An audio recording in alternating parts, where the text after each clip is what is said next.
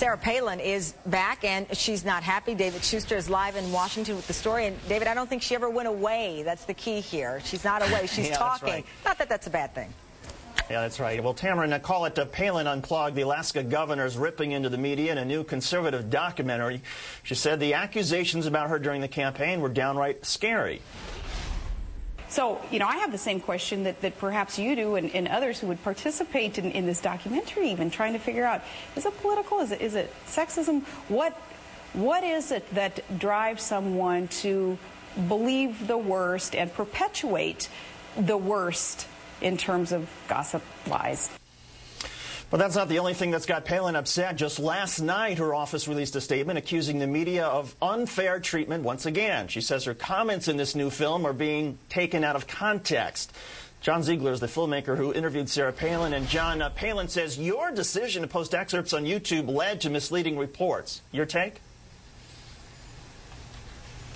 I'm sorry that she feels that way. I don't believe that's the case. I think that what is currently posted on YouTube is fully in context and makes the governor, puts the governor in her exactly accurate light. I don't think there's any remotely accurate accusation that anything was taken out of context here, and I think that'll be very clear when we make the entire interview available, which will happen when we release the film Media Malpractice, How Obama Got Elected and Palin Was Smeared in late February.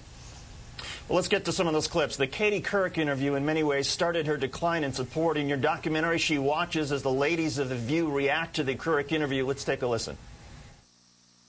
Even in the post-election interviews, Dave, that she's done, nobody's really asked her, why didn't you answer that question? Because, Katie, you're not the center of everybody's universe. Maybe that's why they didn't think to ask that question amongst so many other things to be asked.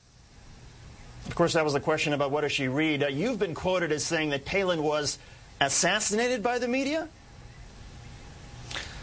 Well, I think that's accurate, although I think if anything's been taken out of context, you think it's accurate to use the word assassinate? Wait a second. Do you think it's accurate to use the word assassinate in what the media, regardless of the heavy criticism, doesn't it diminish real assassinations when you throw out the word assassinate because Sarah Palin didn't like some of the questions she got in an interview? Now, I believe that her character was assassinated, David, and I think this network played an enormous role in that process. And you just took the clip of Katie Couric answer out of context, which was rather ironic since you just read the statement from Governor Palin about being concerned about this interview being taken out of context. But MSNBC is clearly the pet network of Barack Obama, and I understand that.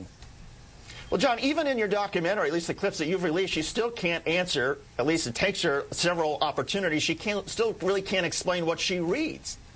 I mean, isn't it? Does Sarah Palin take any responsibility? David, you didn't. That's ridiculous. You didn't watch the clip. Apparently, she clearly watch the clip, and she talked about news articles that are widely circulated in Alaska.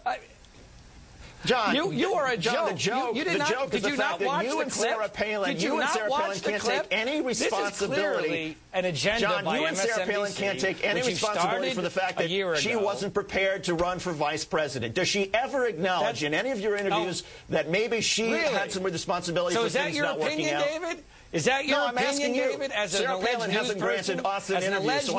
Is that your opinion, that she was unprepared to be vice president of the United States? John, see, that sounds very objective, John, David. it's the opinion of 65% of the American people. Now it's not just your opinion, it's everybody's opinion. Give me more. Everybody's opinion who's had an opportunity to interview her except for you. And my question is, when you interviewed her, did she ever express any responsibility for her own shortcomings? Any? I feel like this is O.J. Simpson interviewing the cops. No, it's a yes or no answer. It's a simple yes or no answer. Did she express any responsibility for her own shortcomings? Yes, she did. And if you had watched the YouTube clip that we released, you would have already realized that. But you've clearly seen this through the prejudiced eye of MSNBC, which has had an agenda since the beginning of this campaign, pro-Obama, against Palin. It continues as opposed to the agenda from people like you to boost Sarah Palin, who is clearly unqualified. Most Americans, 65% say she was unqualified, and yet you and your colleagues are trying to circle back and get her ready for 2012. Well, I hope it's successful because we all love Sarah Palin. I'm going to be part of her campaign in 2012. All I care about is the truth and correcting based on the clips that I've seen, you've already started. In any case, John Ziegler.